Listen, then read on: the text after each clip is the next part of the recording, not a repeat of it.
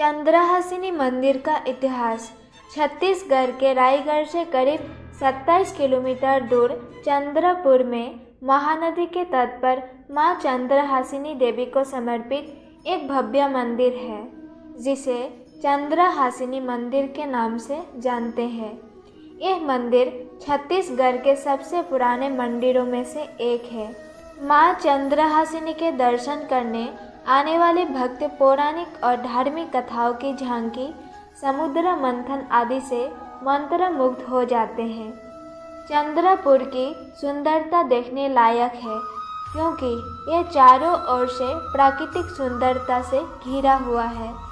बरसात के मौसम में घूमना अपने आप में एक रोमांच है। देवी दुर्गा के 52 शक्तिपीठों में से एक मां चंद्रहासिनी चंद्रपुर में विराजमान है, जो महानदी और मांड नदियों के बीच स्थित है। मंदिर के प्रांगण में अर्धनारीश्वर, महाबलशाली पवन पुत्र, कृष्णलीला, चिरहरण, महिषासुर वध, चार धाम, नवग्रह, सर्वधर्म सभा, शेषनाग विस्तार और अन्य देवी देवताओं की भव्य मूर्तियां दिखाई देती है। इसके अलावा मंदिर के मैदान पर एक चलती हुई झांकी महाभारत काल को जीवंत तरीके से दर्शाती है, जिससे अंगतुंगों को महाभारत के पात्रों और कथानक के बारे में जानने को मिलता है। वही माता चंद्रसेनी की चंद्रमा के आकार की मूर्ति के दर्शन मात्र से ही भक्त की सभी मनोकामनाएं पूर्ण हो जाती है। मां नथालदाई का मंदिर महानदी के बीच में चंद्रहासिनी के मंदिर से कुछ ही दूरी पर स्थित है। बताया जाता है कि बरसात के मौसम में महानदी में पानी भर जाने पर भी मां नथालदाई का मंदिर नहीं डूबता। चंद्रमा के आकार की विशेषताओं के कारण उन्हें चंद्रहासिनी और चंद्रसेनी मां के नाम से जाना जाता है। बताया जाता है कि चंद्रसेनी देवी ने सरगुजा को छोड़ दिया और उदयपुर और रायगढ़ होते हुए महानदी के किनारे चंद्रपुर की यात्रा की। महानदी की पवित्र शीतल धारा से प्रभावित होकर माता रानी विश्राम करने लगी। इसके बाद उसे नींद आ गई। चंद्रहासिनी की कहानी। संबलपुर के राजा की सवारी एक बार यहाँ से गुजरे और चंद्रसेनी देवी ने गलती से उनके पैर में चोट लग गई, जिससे वे जाग गए। फिर एक दिन देवी ने उन्हें एक सपने में दर्शन दिए और उन्हें एक मंदिर बनाने और वहां एक मूर्ति स्थापित करने के लिए कहा। हर साल चैत्र नवरात्रि के अवसर पर सिद्ध शक्तिपीठ मां चंद्रहासिनी देवी मंदिर चंद्रपुर में महाआरती के साथ 108 दीपों की पूजा की जाती है। कहा जाता है कि नवरात्रि पर्व के दौरान 108 दीपों के साथ महाआरती में शामिल होने वाले भक्त मां के अनुपम आशीर्वाद का हिस्सा बनते हैं।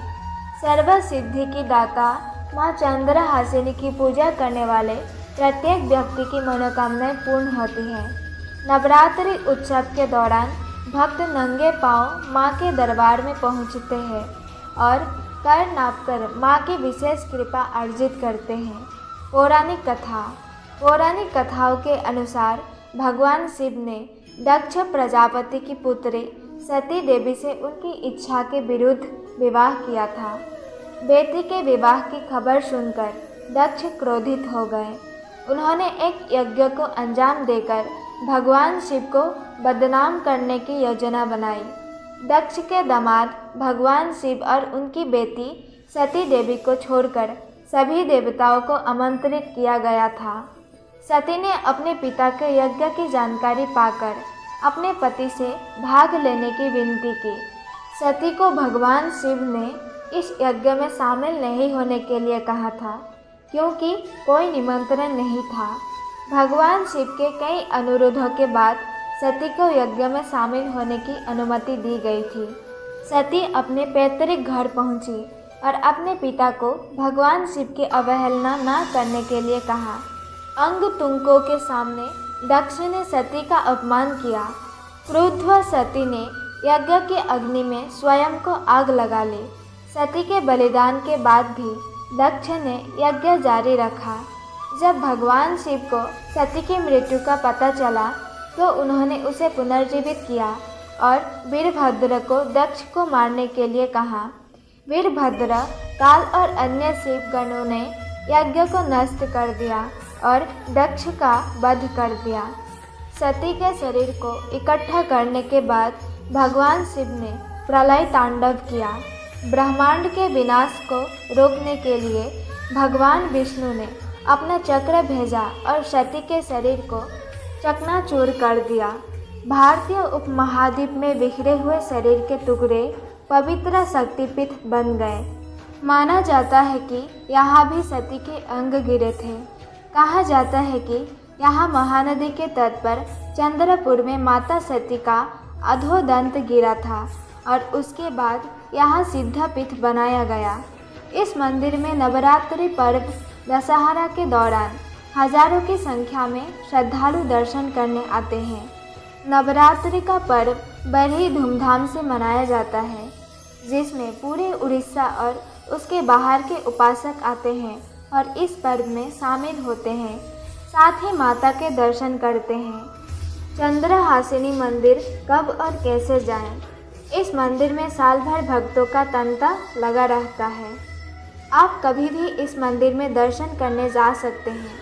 साल के दोनों नवरात्रि पर्वों में मेले जैसा माहौल होता है, इसीलिए अगर आप नवरात्रि में जाएंगे तो आपको एक अलग ही माहौल देखने को मिलेगा। भक्त चंद्रपुर में माता के दरबार तक पहुंचने के लिए बस या परिवहन के अन्य साधन ले सकते हैं।